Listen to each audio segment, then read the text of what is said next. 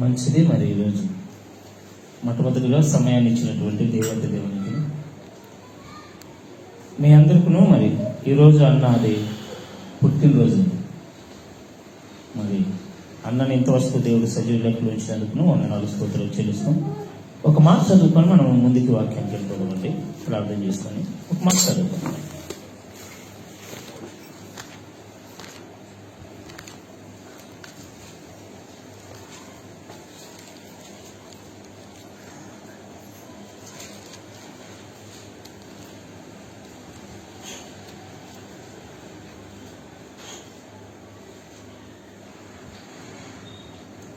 యెషయా గ్రంథం 49వ అధ్యాయం 1వ వచనం చదివి మనం ముందుకు వెళ్ళిపోతామండి. యెషయా గ్రంథం 49 చాప్టర్ 1 చూద్దామండి. माझी ऐका, दूरदूरच्या राष्ट्रांनो कान द्या. मी गर्भावस्थेत असताना परमेश्वराने मला बोलवले. मी मातेच्या उदरात होतो तेव्हा त्याने माझे नाव घेतले. కలుసుకొని చిన్న ప్రార్థన చేసుకుని వాక్యం వెళ్ళిపోతాం. పరిశుద్ధుడుని వీళ్ళు దూతతో పడబడుచున్న మహాగొప్ప దేవ మీకు మన పదవులకు నమస్కారములు. ఇదిగో నాయన, ఈ ఉదయకాల సమయం మందు మీరు ఇచ్చిన సమయాన్ని బట్టి మీకు వందనాలు స్తోత్రాలు. ఈ 2025 సంవత్సరం మొదటి నెల 5వ తారీఖున నా ప్రభా మరి మమ్మల్ని మీరు సచివులకు ఇచ్చారు. అందరిని బట్టి వందనాలు స్తోత్రాలు. మీ మాటలు మాట్లాడుచున్న నాకును మీ జ్ఞానం మీ ఆలోచన దయచేయండి. వింటున్న మీ పిల్లలు వినేటువంటి చెవును గ్రహించేటువంటి మనసును దయచేసి మీ కృపలో భద్రపరచండి. నా ప్రభా మాట్లాడే ప్రతి మాట చాలా శ్రద్ధగా విని భయము భక్తి కలిగి జీవించడానికి మీ పిల్లలకు మీరు తోడుగా నడిపిస్తారు. యేసుక్రీస్తు అతి శ్రేష్టమైన నామములో అడిగి వెడికించు నా పర్వతండి. ఆమె చాలా జాగ్రత్తగా చూసుకోవాలి. ఎందుకంటే ఒక్కొక్క దినము గడిచిపోతుందంటే మనకు అర్థమైపోవాలి ఏంటి, మనము మరణానికి దగ్గర అవుతాం. ఇది గుర్తుపెట్టుకోవాలి. మనం ఏం చేస్తామంటే పుట్టినరోజు వచ్చిందని పండగ వచ్చిందని ఎంజాయ్ చేస్తాం. కానీ ఎంజాయ్ చేయాలి నేను వద్దలేదు, కానీ మనం చేసిన దాంట్లో మనకు వచ్చే ఫలితం ఏమిటి, నష్టం ఏమిటి, ఖచ్చితంగా ప్రతి విషయంలో పదే గుర్తు చేసుకోవాలి. కొన్ని విషయాలు ఈరోజు గడిచిపోయింది రేపు వస్తుంది అంటే అర్థం ఏమిటి, మన వయసు అయిపోతుంది, మన బలహీనత పడిపోతున్నాం, మన శక్తి కోల్పోతున్నాము, మన మరణానికి మనము దగ్గరైపోతున్నాము అని గుర్తు చేసుకోవాలి. అర్థమవుతుందా? ప్రతి మనిషి కూడా అన్నే కాదు, ప్రతి మనిషి కూడా మన బర్త్డే జరుపుకుంటున్నా ఏం చేసుకుంటున్నా ఈ రోజు గురించి మనం ఆలోచించేయాలి. కానీ ఈ గడిచిన దినాల్లో మనకు వచ్చే లాభం ఏంటి, నష్టం ఏంటి ఖచ్చితంగా చూసుకోవాలి.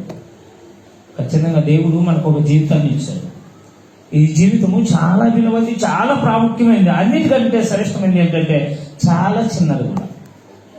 అర్థమవుతుందా? మనం ఏమనుకుంటాం, 60-70 సంవత్సరాలు ఎక్కువైపు అనుకుంటాం. ఈ శరీరాన్ని వదిలేసిన తర్వాత ఆత్మ కోటి సంవత్సరాలు దేవునితోనే ఉండాలి, కాలుతున్న అగ్నిగుండంలో సాతానుతోనే ఉండాలి, ఎక్కడ ఒక చోట ఉండాలి. ఆ కాలాన్ని ఆ యొక్క సమయాన్ని బట్టి చూస్తే ఇప్పుడు మనం జీవించుతున్న జీవితం ఎలాంటిది, తోడును చిన్నది. అందుకే భక్తుడు ఇక్కడ మాట్లాడితే ఉంటున్నాడు. మరోసారి ఆ మాట చదువుకొని మనం వెళ్ళిపోవాలి. माझी ऐका, दूरदूरच्या राष्ट्रांनो कान द्या. मी गर्भावस्थेत असताना परमेश्वराने मला बोलवले. मी मातेच्या उदरात होतो तेव्हा त्याने माझे नाव घेतले. నేనేమంటున్నాడు, దీన మనసుకులారా నా మాట వినుడి.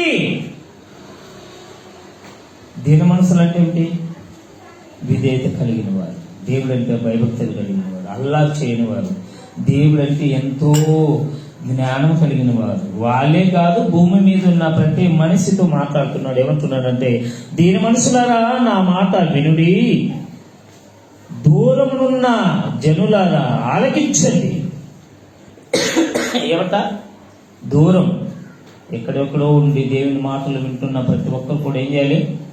ఆలోచించేయాలంట. అని చెప్తూ, నేను గర్భమున పుట్టగానే యెహోవా నన్ను పిలిచెను, తల్లి నన్ను ఒడిలో పెట్టుకొనినది మొదలుకొని ఆయన నా నామమును జ్ఞాపకము చేసుకొని. ఏమంటున్నా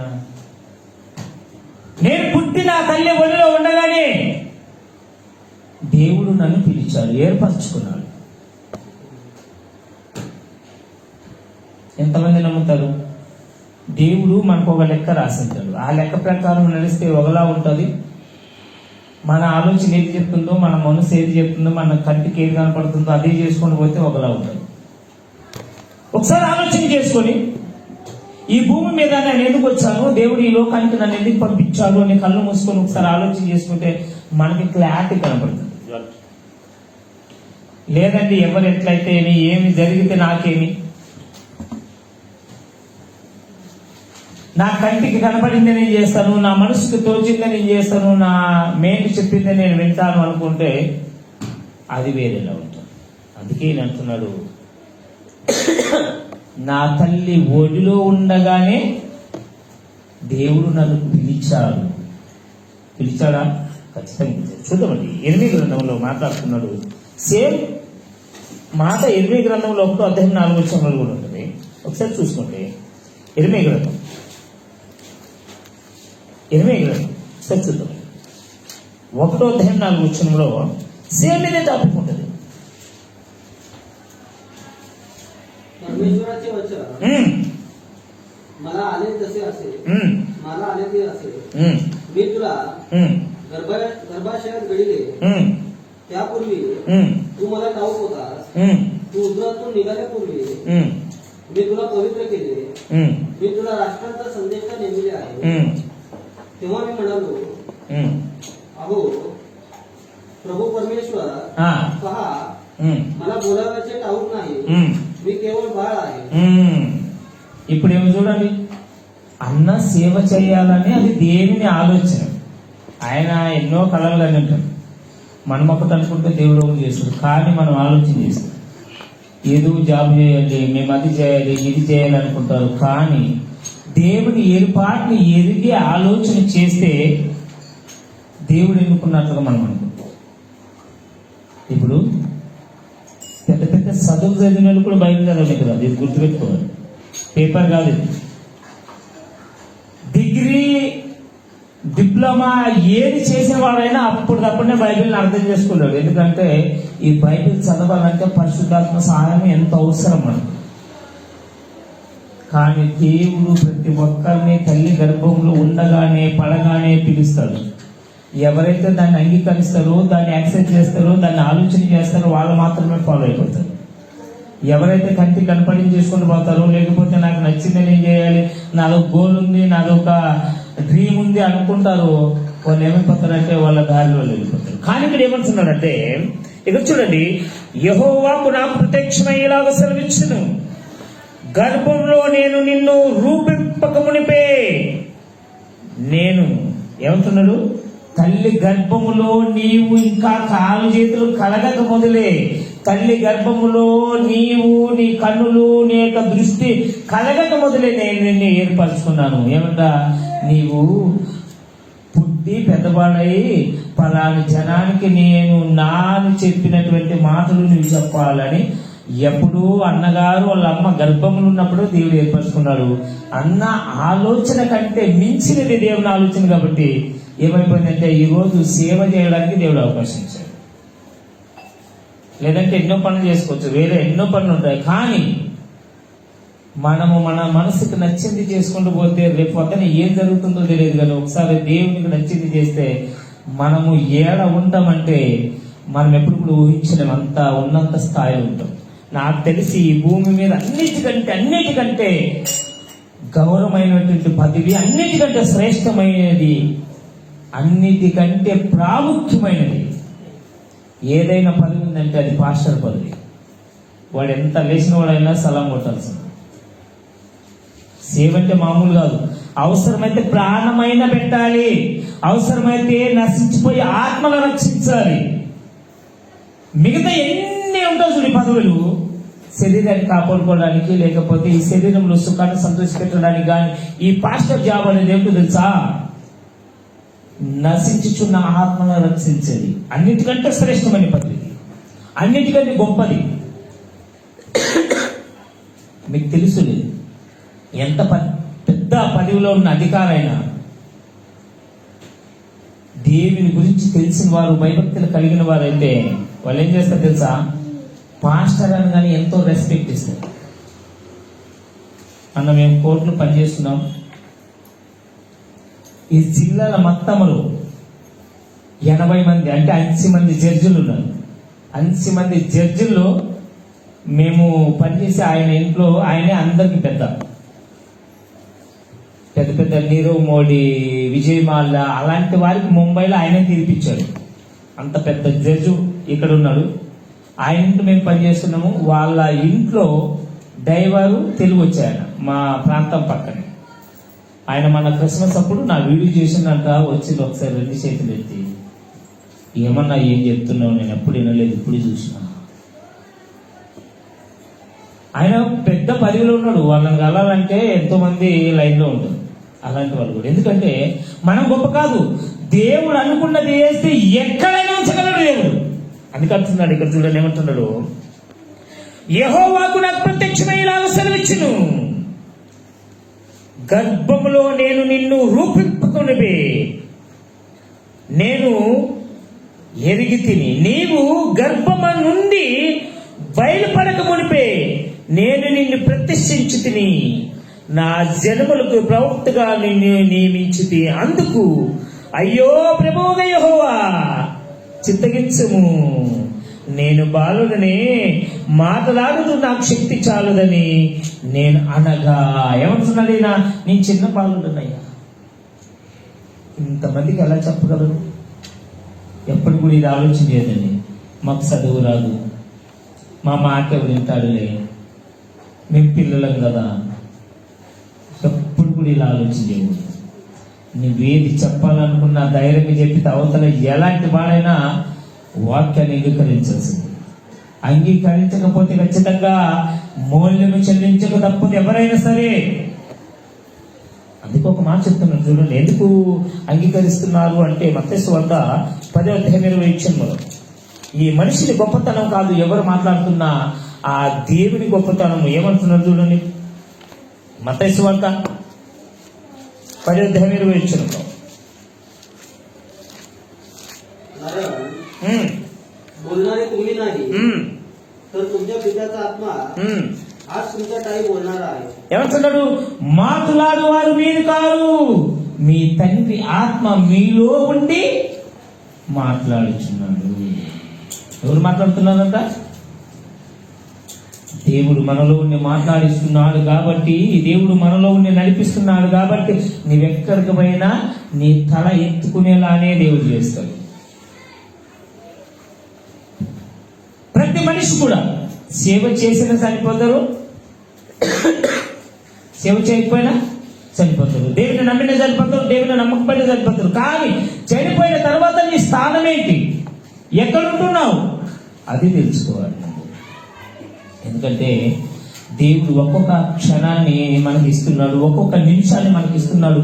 ఒక్కొక్క నిమిషము, ఒక్కొక్క క్షణం కూడా ఎంతో ప్రాముఖ్యము, మనకి ఎంతో ప్రాముఖ్యము, ఎంత అవసరము. ఎన్నో విలువైనటువంటి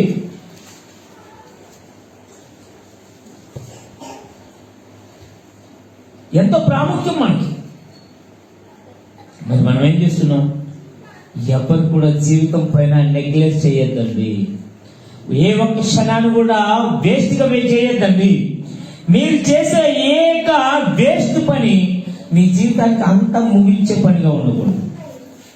ఎనీ టైం దేవుని మాటలు మనలో ఉండాలి. దేవునికి ఏది ఇష్టమో ఇష్టం లేదో తెలుసుకోవాలి, ఏది వాక్యానుసారమో తెలుసుకోవాలి. ఒక్కొక్క దినము గడిచిపోతుందంటే గుర్తుపెట్టుకోవాలి, మనం ఎక్కడికి పోతున్నాం చెప్పండి. ఈ శరీర అంతములో సమీపంగా ఉంటున్నామంటే మనం మరణానికి దగ్గర అవుతున్నాం అని అర్థం. అంటే ఈ లోకాన్ని వదలడానికి మనం ఒక్కొక్క దినము దగ్గరికి పోతున్నామని అర్థం. సూర్యుడు పుట్టాడు, ఉదయించాడు, సాయంత్రం కాలచక్రమైన కొలిది అక్కడే ఉంటాడా, ఇక్కడ పోయి పరంగా పోయి మునుగుతాడా? ఏం చేస్తాడు? అర్థం కాలేదు నా పాయింట్. సూర్యుడు ఉదయించాడు, అస్తమిస్తాడా లేదా, మునుగుతుందా లేదా? అంటే 2 గంటలైనా అక్కడే ఉంటాడా, నింబడతాడా? మన జీవితంగా అలాంటిది. మనం ఏం చేసినా చేయకపోయినా, ఏం సాధించినా సాధించకపోయినా, తిరిగినా, పని చేసుకున్నా, ఆత్మను సంపాదించుకున్నా, మనం రక్షించుకున్నా రక్షించకపోయినా, మన ఆత్మ అనేది ఏమైపోతుంది? మరణానికి దగ్గర అవుతూనే ఉంటాం. ఒక్కొక్క దినము, ఒక్కొక్క సెకండు మనము లెక్క పెట్టుకోవాలి. సమయం చూస్తారు కదా, చాలా మంది ఎక్కడ సమయం చూస్తారు? పని పోయింటారు. ఎంత అయింది టైం, తినడానికి టైం అయిందా, ఇంటికి పోవడానికి టైం అయిందా, టైం టు టైం పని చేస్తారు. చూస్తారా? మనము ఈ లోకానికి వచ్చాము, తిరిగి మరో లోకానికి వెళ్ళిపోవాలి. ఎప్పుడైనా సమయం చూసుకున్నారు మీరు? నేను పుట్టాను, ఇంత పెద్దగా నాకు బర్త్డే వస్తుంది, మరొక దినం వస్తుంది, నేను నా చావుకు దగ్గర అవుతున్నాను అని ఎప్పుడైనా ఆలోచించండి. మీకు ఆలోచన చేయకపోతే ఎట్లంటే చూస్తామండి. రాజులు, మొదటి రాజులు 2వ అధ్యాయం మొదటి వచ్చాను అనుకుంటే ఒకసారి చూద్దామండి. దావీదు మహారాజు గారు మాట్లాడుతూ, ఆయన ఒక్కడేనా, ప్రతి మనిషిని గురించి ఆయన మాట్లాడుతున్నాడు, ప్రతి మనిషిని గురించి చాలా జాగ్రత్త పరుస్తున్నాడు. చూద్దామండి. రాజులు మొదటి గ్రంథం అనుకుంటే ఒకసారి చూద్దామండి.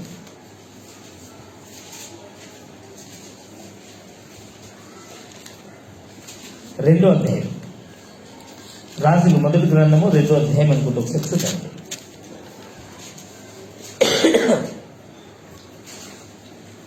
दाविदाचा अंतकाळ जवळ आला तेव्हा त्याने आपला पुत्र शलोमोन यास ताकीद देऊन म्हटले, मी जगाच्या रहाटीप्रमाणे जाणार. ఏమంట?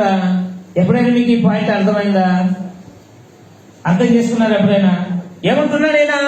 దావీదుకు మందకాలము సమీపింపగా అతడు తన కుమారుడైన సొలొమోనును ఇలాగా ఆజ్ఞాపించెను, లోకులందరూ పోల్చిన మార్గమును నేను పోచున్నాను గనుక, కాబట్టి నీవు ధైర్యము తెచ్చుకొని నిర్భయం కలిగి జీవించుమంటున్నాడు. ఏంటి ఆయనకి ఎలా అర్థమైంది? చచ్చిపోతాడని చెప్పండి. మరణకాలం సమీపించిందంటే చావడానికి సిద్ధంగా ఉన్నాడంటే అర్థం ఏంటో తెలుసా? వయసు అయిపోయింది అని అర్థం. దినదినము మన వయసు ఏమైపోతుంది? తరిగిపోతుంది. ఈ సంవత్సరం ఉన్న వాళ్ళు ఇంకో సంవత్సరం ఎలా ఉన్నారు? నిదానము మనలో ఒకటి గుర్తు బేట్కి వస్తుంది తెలుసా? ఏమవుతుందంటే తిన్నన్నం ఆరగకపోవడం, అలసట రావడం, శరీరంలో కాలు చేతులు ఎగ్గడం కదా.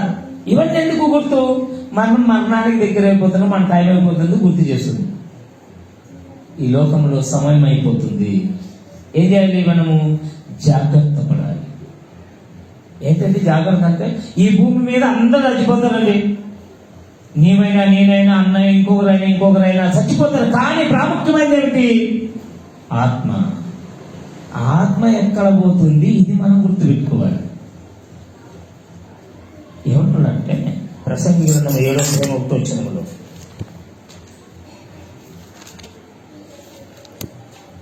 ఎందుకు ఈ మాట అనడానికి కారణం ఏమిటి? ప్రసంగి గ్రంథం 7వ అధ్యాయం 1వ వచనం చూడండి. మనం ఎప్పుడైనా మాటలు ఆడుతున్నప్పుడు, వాక్యాలు చదువుతున్నప్పుడు చాలా చక్కగా అర్థం చేసుకోవాలి, పదే చదవాలి కూడా. ఏమంటున్నారు చూడండి. सुवासिक अत्तरा नाव लौकिक बरा, जन्मदिनापेक्षा मृत्यूदिन बरा. ఇక్కడ చూడండి, మీకేమర్థమైంది దీంట్లో? సుగంధ తైలము కంటే మంచి పేరు మేలు, ఒకరి జన్మదినము కంటే మరణదినం మేలు అంటే అర్థం ఏమిటి చెప్పండి? అత్తరు, సుగం, సెట్ చాలా ఖరీదైంది, ఇప్పుడు చాలా సీట్ అవుతుందండి. దాని కంటే శ్రేష్టమైంది ఏమో తెలుసా? వీడు చాలా మంచోడండి అనిపించుకోవడం మంచిదండి. అర్థమవుతుందా? ఒకసారి యేసుక్రీస్తు ప్రభువు ఇలా కూర్చుంటే ఒక ఆయన వచ్చి ఏం చేస్తుంది తెలుసా?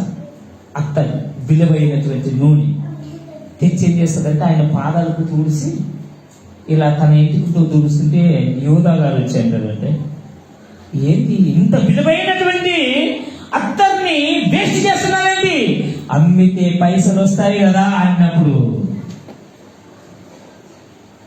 యేసుక్రీస్తు చెప్పిన మాట ఏంటో తెలుసా?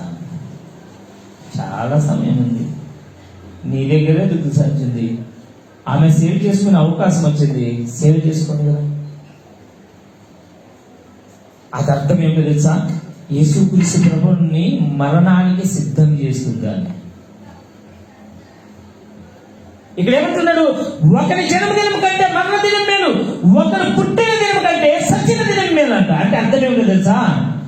వాడు పుట్టి ఎన్ని అరార్థాలు చేస్తాడో తెలియదు, పుట్టి ఎలా ఉంటాడో తెలియదు, ఎలా బ్రతుకుతాడో తెలియదు.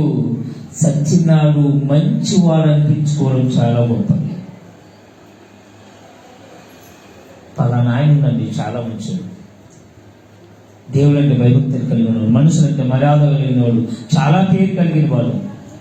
సచ్చినప్పుడు నువ్వెంత సంపాదించేవే, ఏమేం కట్టేవా అని ఎవడాలు గుర్తుపెట్టుకోండి. నిజాలన్నీ అప్పుడు వస్తాయి తెలుసా? ఎవరైనా చనిపోతే ఆ ఇంటి దగ్గరికి పోతే అప్పుడు వస్తాయి.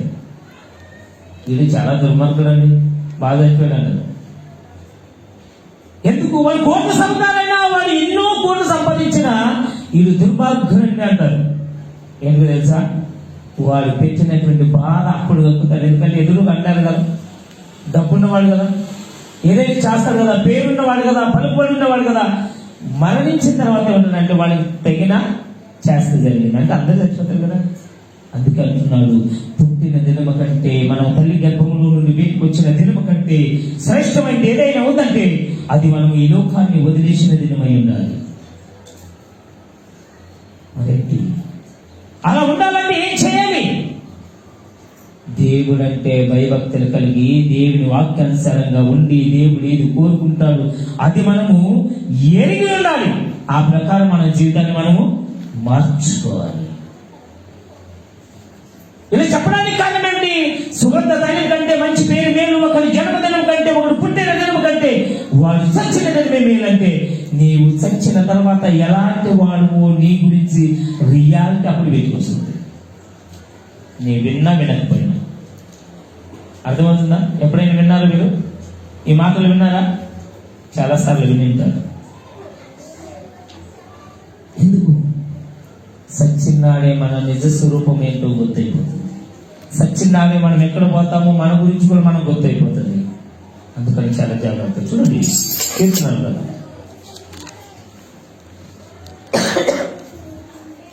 కీర్తనలు కదా 89వ అధ్యాయం 48వ వచనం, 89 చాప్టర్ 48 చూద్దాం సార్.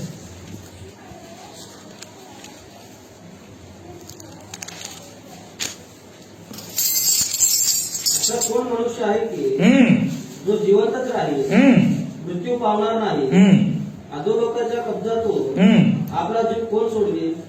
ఇక్కడ సవాలు ప్రత్యుత్తరం రెండు ఉన్నాయి. మీరు గమనించారో లేదు, చాలాసార్లు నాకు చాలా ఇష్టం ఈ మాట. పదే పదే చాలా చోట్ల ఎక్కువ చదివిస్తుంటాను ఈ మాట. ఎందుకు తెలుసా?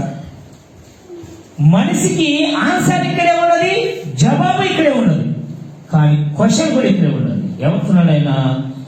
మరణము చూడక బ్రతుకు నరుడు ఎవడు అంటే భూమి మీద శరీరములు ప్రాణము కలిగిన ఎవడని కానీ చావకుండా ఈ భూమి మీదే సదాకాలం ఉన్నవాడు ఎవరైనా ఉన్నారా?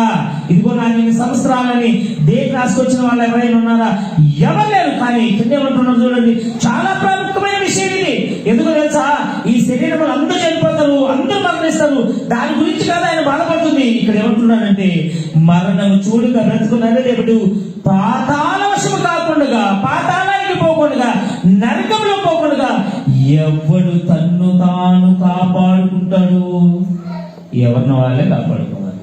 నేను నీవే, నన్ను నేనే, ఎవరిని వాళ్ళే రక్షించుకోవాలంటే అర్థం ఏమిటి? ఈ శరీరములు ప్రాణాలు కలిగి ఉన్నప్పుడే శరీరములు ఇచ్చినటువంటి ప్రాణానికి విలువైతే తెలుసుకొని ఎలా నడుచుకోవాలి, దాని ప్రకారం వచ్చినప్పుడు మనం ధన్యులు. ఈ భూమి మీద చావు గురించి భయపడకూడదు. మనకేంటున్నది? చచ్చిపోతాం అనుకున్న బిల్లబిల్లలు ఆడిపోతాం అంతే. బాధ, భయము, ఉండిన ఆస్తులను అందరూ కానీ ఈ శరీరాన్ని దక్కించుకోవాలి, ఇంకా చాలా దినాలు సుఖంగా ఉండాలనే యొక్క ఆలోచన. కానీ దేవుడు ఏమంటున్నాడు? మరణము చూడక బ్రతుకున్నాడు ఎవడు? ఎన్ని దినాలు బ్రతకాలనుకుంటున్నావు? మనిషి ఎన్ని దినాలు బ్రతకాలనుకుంటాడు? శరీరంలో శక్తి ఉన్నంత వరకు, యవనములో ఉన్నంత వరకు, ఇంటి వారందరూ బాగు చూసేంత వరకు. ఒకసారి ఈ శరీరము సహకరించకపోతే, ఒకసారి కడుపులు పెట్టిన పిల్లలు తిండి పెట్టకపోతే మన పరిస్థితి ఏంటి? ఎప్పుడైనా అర్థం చేసుకున్నారా?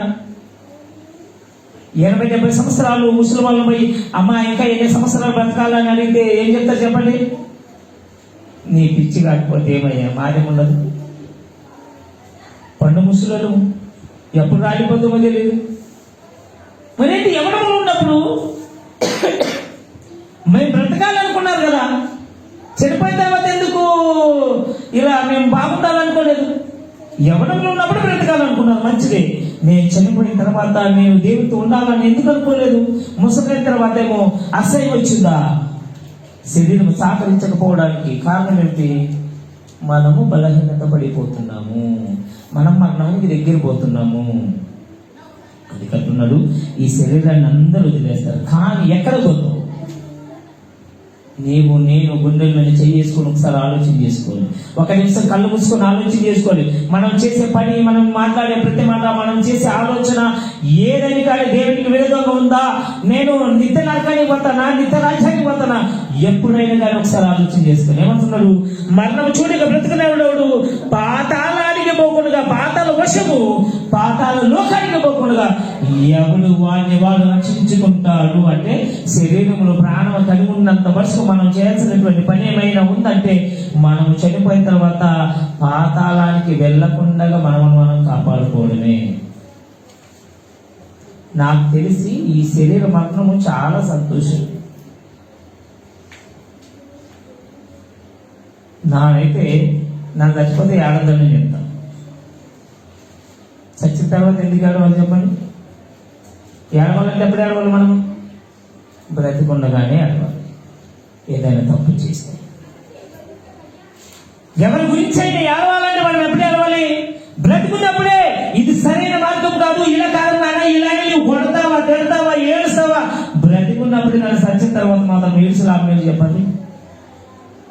ఏమన్నా లాభం వస్తుందా? చూద్దాం. ఎనిమిది గ్రంథం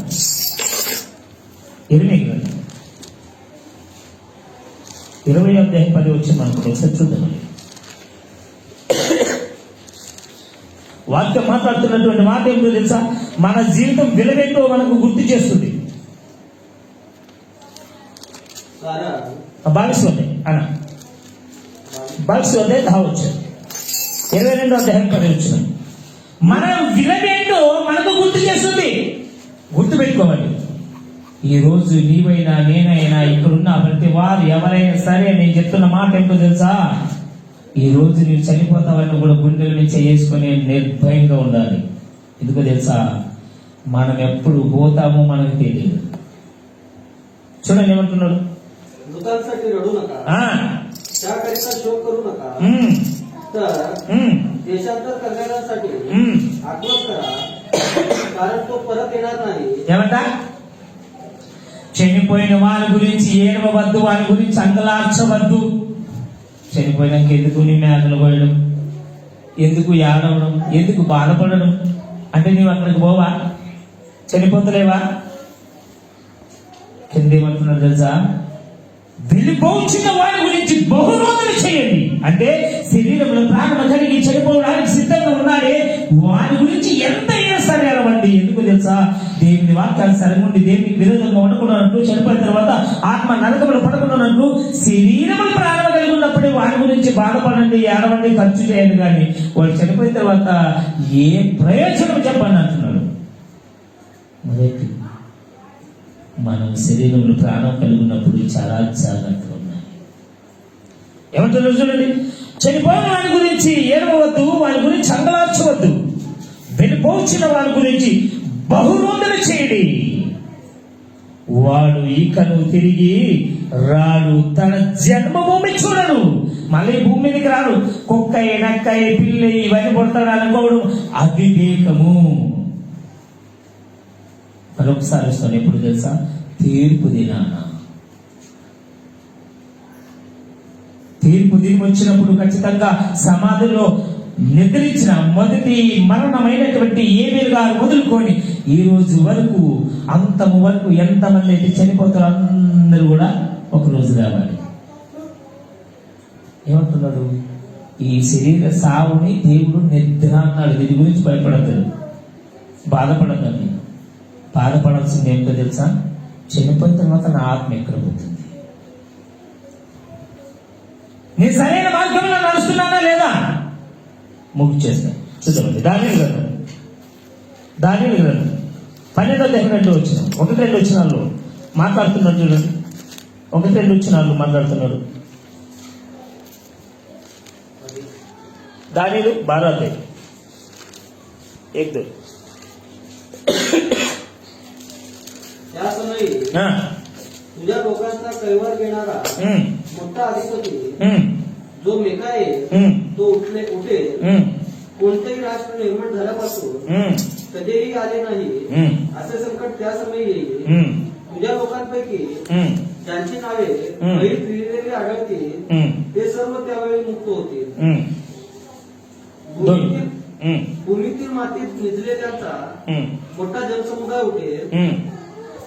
कित्येक वर्षकाळचे जीवन मिळण्यास आणि कित्येक अप्रतिष्ठा व सर्व काळाचा धिक्कार मिळवण्यास उठतील.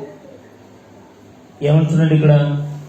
ఆ కాలమునందు నీ జనులు పక్షమున నిలబడుట, మహా అధిపతైన మికాయేలు వచ్చుట. అప్పుడు నీ జనులు రాజ్యము కూడినది మొదలుకొని ఈ కాలము వరకు ఎన్నటికి నీ కలగనంత ఆపద కలుగును. అయితే నీ జనులలో గ్రంథమునందు దాఖలైన వారెవరో వారు తప్పించుకుందురు, మరియు సమాధుల్లో నిద్రించి అనేకులు మేలుకొందురు. కొందరు నిత్య జీవం అనుభవించుటకును, కొందరు నిత్యము హేళగుటకును మేలుకొందురు. అంటున్నాడు, ఈ భూమి పుట్టినాడు మొదలుకొని ఎప్పుడు జరగనంత విపత్తు జరుగుతుందంట. మికాయేలు గారు ఈ భూమి మీదకి వచ్చిన తర్వాత చనిపోయిన వాడంటే ఆదాము కొడుకైనటువంటి ఏబేలు మొదలుకొని మొట్టమొదటి మరణం ఎవరిది? ఏబేలు గారు. అది మొదలుకొని అంతము వరకు ఎంతమంది చనిపోయారు అందరూ లేస్తారంట వాళ్ళ తీర్పును బట్టి. మీరు ఇంటికి వెళ్ళి చదువుకోండి, ప్రకటన గ్రంథం 20వ అధ్యాయం అంతా కూడా అదే ఉంటుంది. అందుకని జాగ్రత్త. ఏమంటున్నాడు? మనము చాలా భయభక్తులు కలిగి ఉండాలి.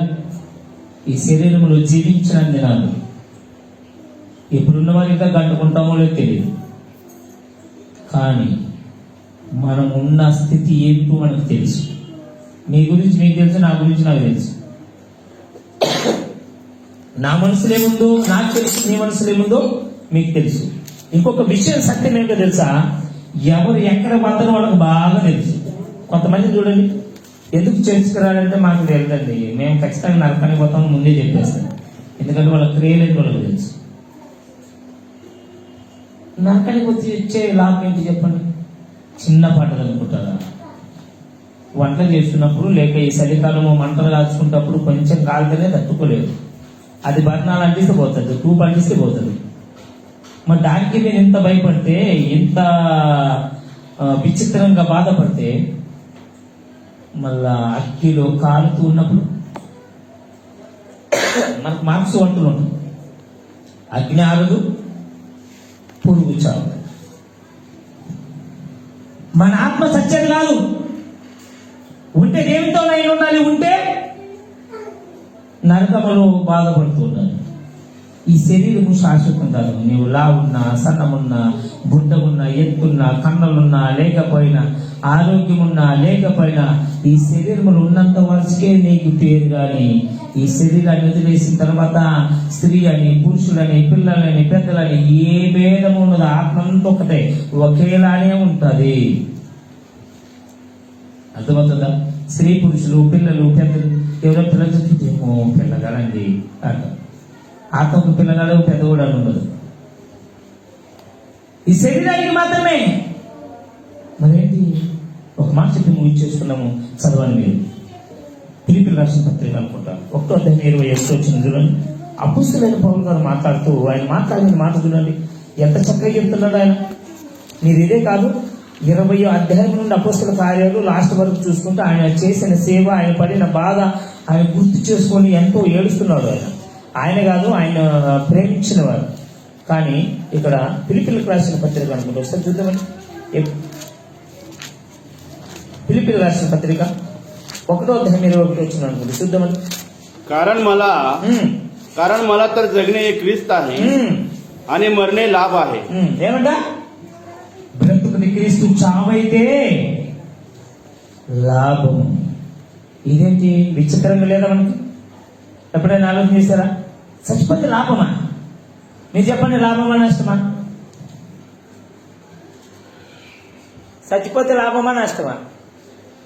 సావడానికి సిద్ధంగా ఉన్నారంటారా? చచ్చిపోతేనే లాభం. ఎందుకు తెలుసా? ఈ శరీరంలో ఉన్నప్పుడు దేవుడు ఎక్కడో కనపడతాడని ఉరుగులాడతారు, కానీ చచ్చిపోతేనే మనం దేవుడిని చూస్తాం. ఇది గుర్తుపెట్టుకోవాలి. ఏది లాభం అంటే మనం సృష్టించినటువంటి సృష్టికర్తను మనం ఆరాధిస్తున్నట్టు దేవాతి దేవుని చూడడానికి అప్పుడే అవకాశం దొరుకుతుంది. అందుకని అంటున్నాడు, బ్రతుకుల క్రీస్తు, చావైతే లాభము. నేను బ్రతికిన దినాలు నా క్రీస్తు గురించి బతుకుతా, నేను చచ్చిపోతే నాకు లాభం. ఎందుకు తెలుసా? జీవకిరీటం ఉంది. జీవకిరీటం అంటే ఏమిటి తెలుసా? అంతం లేని దినాల్లో, అంతం లేని రాజ్యములు, దేవునితో పాటు నేను ఆయనతో పాటు సదాకాలం ఉంటానని ఆయన నమ్మకం. ఎందుకు తెలుసా? ఆయన జీవించారు కాబట్టి. మరి మనకెందుకు లేదా నమ్మకం చెప్పండి? మనం కూడా అలాగే నమ్ముకోవాలి, అలాగే నడుచుకోవాలి. అప్పుడు మనం కూడా అలాంటి వారే ఉండాలి. ఆయన ఏమన్నాడు? ఆయన 12 మంది శిశువులు అయితే 12 మందిలో ఒకరు తప్పిపోతే 11 మంది శిశువులు కూడా చెప్పలేకపోయారు. పౌలు గారి కంటే ముందు సేవ చేసిన వాళ్ళు, యేసుక్రీస్తు ప్రభువు శరీరంలో బ్రతికున్నప్పుడు 3.5 సంవత్సరాలు ఆయనతో ఉన్నవారు కూడా చెప్పలేకపోయారు. ఏమన్నా తెలుసా? మేము క్రీస్తుని బట్టి నడిచాం, మీరు మమ్మల్ని బట్టి నడవాలని. కానీ పౌలు గారు చెప్పారు, ఏం తెలుసా? నేను క్రీస్తుని బట్టి నడిచాను, మీరు నన్ను బట్టి నడవాలని. ఎంత డెడికేట్, ఎంత కరెక్ట్గా నడిచింటారు చెప్పండి. చెప్పగలిగే దమ్ము ఆయనకు ఉందంటే ఆయన అలా నడిచాడు కాబట్టి. మీరు అపొస్తలుల కార్యాలు 20వ అధ్యాయం చదువుకున్న ఆయన ఏమంటారు తెలుసా? ప్రతి చోట నేను వెళ్ళినప్పుడు నాకు పరిశుద్ధాత్మ చెప్తుంది, నీ యెరూషలేముకు వెళ్ళాలి, నా గురించి బంధకములు, ఇంకా ఎన్నో సమస్యలు ఉన్నవి, ఇంకా ఏం జరుగుతుందో నాకు తెలియదు, ఇకపైన నా ముఖము చూడాలంటాడు. ఏం తెలుసా? నేను యెరూషలేముకు పోతున్నా చావడానికే, ఇకపైన మీరు నన్ను చూడరు అంటాడు. మనం చెప్పుతారంటే ఆ దేశానికి పోతామా? ఆ ప్రాంతానికి పోతామా చెప్పండి? పోలేము. 14 రోజులు నీళ్ళులానే తిండి తిప్పలు లేకుండా ఉన్నారు. బాధపడుతుంటూ వాళ్ళతో మాట్లాడుతున్నాడు ఈయన 14 రోజున. అయ్యలారా మీరు తినండి, నా దేవుడు నాతో మాట్లాడాడు. నేను యెరూషలేము అంటే రోమా వాళ్ళ దగ్గరికి పోయేంత వరకు, రోమన్ దగ్గరికి పోయేంత వరకు మీలో ఎవడు కూడా నశించడానికి నా దేవుడు చెప్పాడు అంటాడు. ఆయన పాము కొడితే పాము చచ్చిపోతుంది. ఇది విచిత్రం కదా? పాము కొడితే పాము చచ్చిపోతుంది, ఆయనకేం కాదు. అందరూ అప్పుడు ఏమన్నారు, దేవుడు వచ్చాడు, దైవం వచ్చాడు, ఏమేమో ఊరుతారు. ఎందుకంటే పాము చచ్చిపోయింది కాబట్టి. ఆయన చేసిన సేవ మామూలు కాదు. నాకు తెలిసి ఆయన సేవ ఏ సేవకుడు కూడా చేయలేదు. ఆయన ఇలా ప్రయాణం అయిపోతుంటే సముద్రంలో ఉప్పు నీళ్ళలో పడవ పగిలిపోయి 2 రాత్రులు పగుళ్ళు నీళ్ళులానే ఉన్నాడు. బతకగలమా? మనము ఉండగలమా? అయినను దేవుడు, ఆయనకేం లేదండి. రాజు తర్వాత రాజు, అధికారి, ఆయన చెప్పినట్లు వినాలి. అలాంటి వాడు అన్ని వదిలేసుకొని సేవలు వచ్చి తన ప్రాణం పెట్టడానికి సిద్ధంగా ఉన్నారంటే ఆయనకు అర్థమైంది ఏంటి, మనకు అర్థం కాదండి. గుర్తు చేసుకోవాలి. బైబిల్ చదువుతున్నప్పుడు పేపర్ చదివినట్టు చదవాలి, చాలా జాగ్రత్తగా చదవాలి. ప్రతి వచనం మన గురించి రాయబడిందని మన ఆలోచనలు పెట్టుకుని చదివితే ప్రతిది కూడా మనకు అర్థమవుతాయి. ప్రతి మాట దేవుడు మన హృదయంలో ఫలించే ఆశీర్వదించి నడిపించిన కలుసు ప్రార్థన చేస్తున్నాను. మహాపరిషుడున్న దేవా, మీకు మన పదవులకు నమస్కారం. ఇదిగోనైనా ఇంతవరకు మాట్లాడిన ప్రతి మాట మీరు విన్నారని, మీ యందు భయభక్తులు కలిగి ఉన్న ప్రతి ఒక్కరు నా ప్రభ మరి ఎంతో జాగ్రత్త కలిగి ఉండడానికి సహాయం దయచేస్తారని. ఇదిగోనైనా మీ కుమారుడు శాంతరాజన్నను ఇంతవరకు నా ప్రభ తల్లి గర్భంలో నుండి ఇంతవరకు మీరు కాచి కాపాడారు. ఇక ముందు కూడా నా ప్రభ మరి మీ చిత్తము ఏమిటో తెలుసుకొని నా ప్రభు ఇంకా అనేక విధాలుగా సేవ చేసి అనేకరికి మాదిరికరంగా ఉండి కన్ను మూసిన మరుక్షణం మేము మీతో ఉంటామన్న ధైర్యము బాధ్యత భయం కలిగి జీవించడానికి సహాయం దయచేయండి. ఆయనకు ఇచ్చినటువంటి పిల్లలను కుటుంబాన్ని నా ప్రభు ఆయన సత్యమని నా ప్రభు మరి ఈ సంఘాన్ని మీరు కాచి కాపాడండి, మీ కృపలో భద్రపరచండి. నా ప్రభు మీ కృపలో నా వాడుకండి. ఇదిగో మీరు ఇంతకాలము నా ప్రభు ఎలాగైతే కాచి కాపాడారు ముందు కూడా ఇంకా అంతకు రెట్టింపుగా మీరు కాచి కాపాడండి. ఇదిగో మీరు సెలవిచ్చారు, నేను నిన్ను తలగా ఉంచుతాను కానీ తొక్కగా ఉంచనని మీరు సెలవిచ్చారు. నా ప్రభు మరి ఇదిగో ఈ సంఘాన్ని విచ్చేతగా చెప్పుచులుగా అంచెలంచెలుగా ఎదిగించండి. నా ప్రభు మరి నన్ను నా ప్రభు మరి మీ జ్ఞానంలో ఇంకా అధికంగా వాడుకొని నా ప్రభు ఇంకా అనేక విషయాలు నేర్చుకొని నేర్పడానికి మీ సహాయం దయచేస్తారని, మీ కృపను భద్రపరుస్తారని యేసు క్రీస్తు శ్రేష్టమైన నామములో విడిపించిన ప్రభు తండ్రి. ఆమేన్. God bless.